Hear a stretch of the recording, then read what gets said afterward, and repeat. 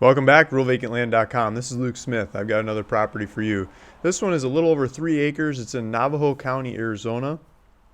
And this title is kind of a joke. It says escape the snow. There's actually snow there, but it's not very much. I was just looking at the average.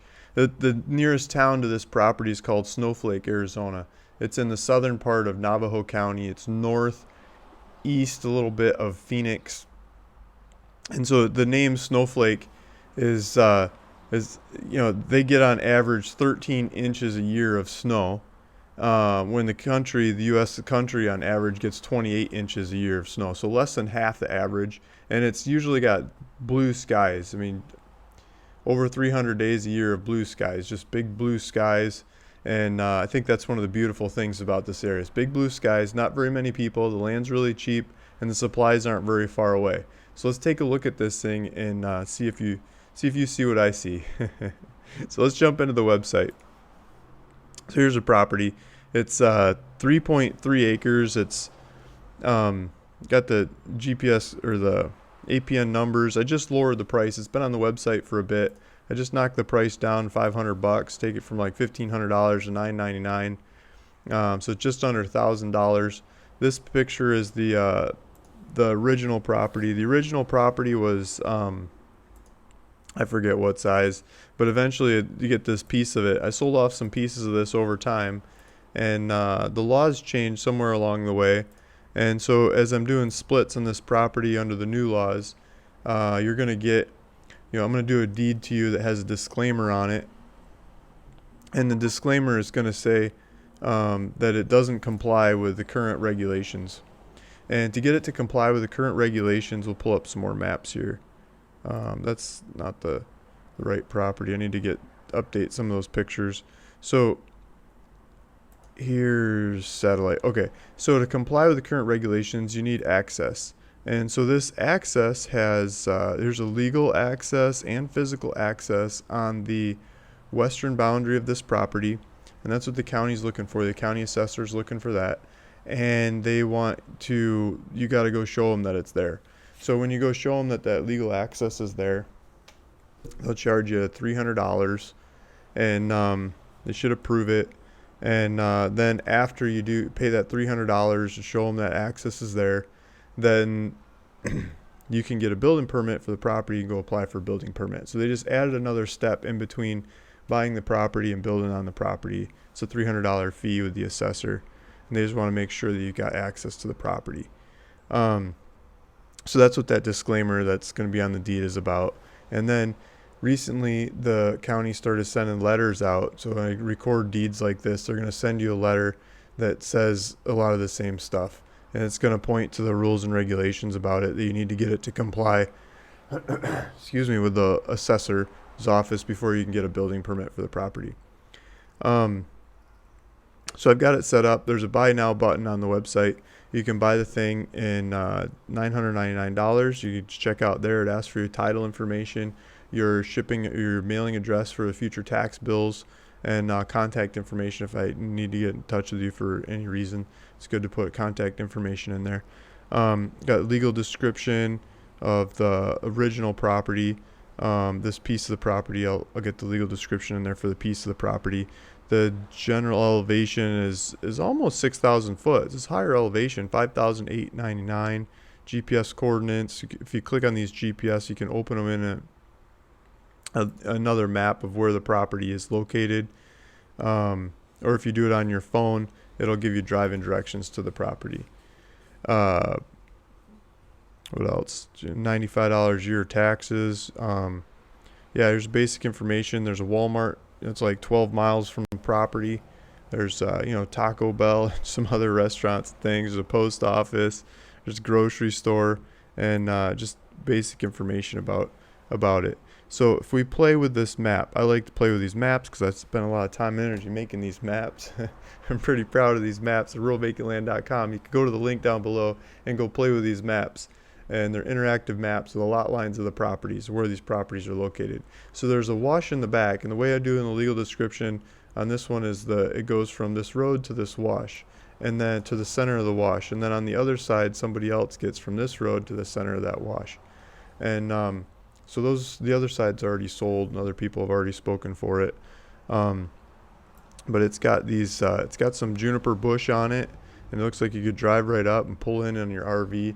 The regulations there allow you to go RV camp it for, I believe, 2 months without a septic system, and then 2 months at a time you could just hit it couple 2 months here and there, pick the best weather out of the year and go for it. You could have a couple properties like this and move around. Some people do that. I mean, you could have one up in the mountains, one up in one, I say further south. This one's pretty far south. Pick some different climates and some different country to look at and move around and see more of the U.S. It's a beautiful country.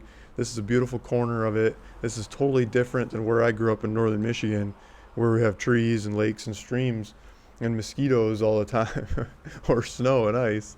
Here you've got big blue skies and you've got nature. I mean, there's deer running around, there's roadrunner, there's lizards, probably find a snake every now and then, different bugs and ants and things to look at and enjoy.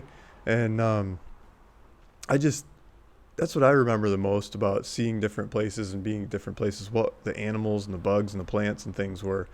And I don't know the names of them all and stuff, but I enjoy seeing their interaction with each other. And they're totally different in different parts of the country. And so if you get a property like this, you can go and experience that in this part of the world, or this part of the country. So here's the property. You go up the little road here, and these little roads connect out. Let's turn it over to a map. Little road. Follow these little dirt roads out, and you get to Snowflake. Taylor is just south of there. Taylor's got the new Walmart. Just went in. Red Hot Barbershop. I'd never seen that before on the map, but maybe there's a new barbershop that just sprung up.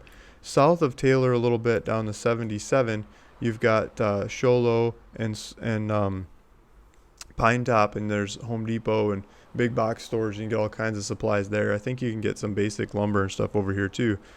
But if you're going to build on the property and you want more supplies, there's more supplies down here that you can load up on, and everything from sinks and plumbing to shingles and everything in between, right?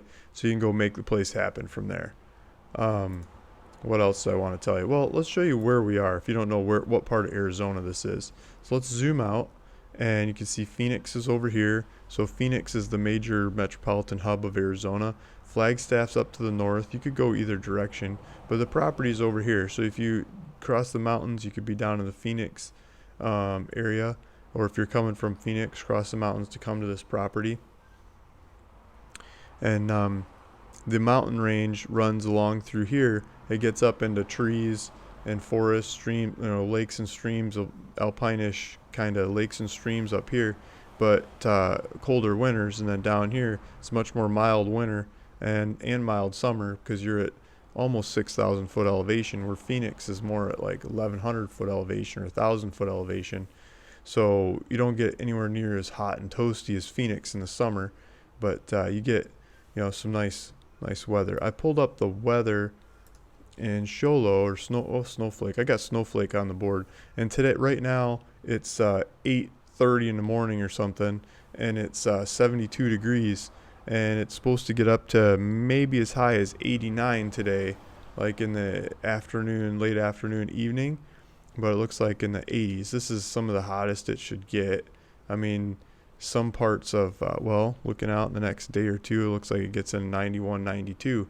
But look at that. At night, it's like 63, 65. So it's easy to sleep at night, and it cools down at night. Nice and hot in the day, and it's a dry hot.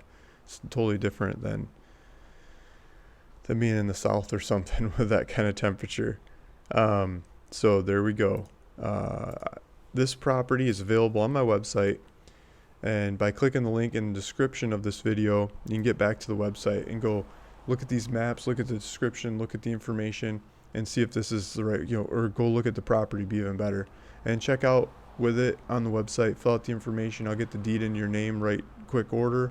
You'll get that letter from the county that talks about getting in compliance with them, and when you go build someday, then go show them that you got a road there and that you're in compliance, and then pay them their fee, and they'll say okay, and then go over to the building department, pay their fee, and they say okay, and then you go build. Thanks for listening. Thanks for watching. This is Luke Smith at ruralvacantland.com. And see you in the next one. Bye.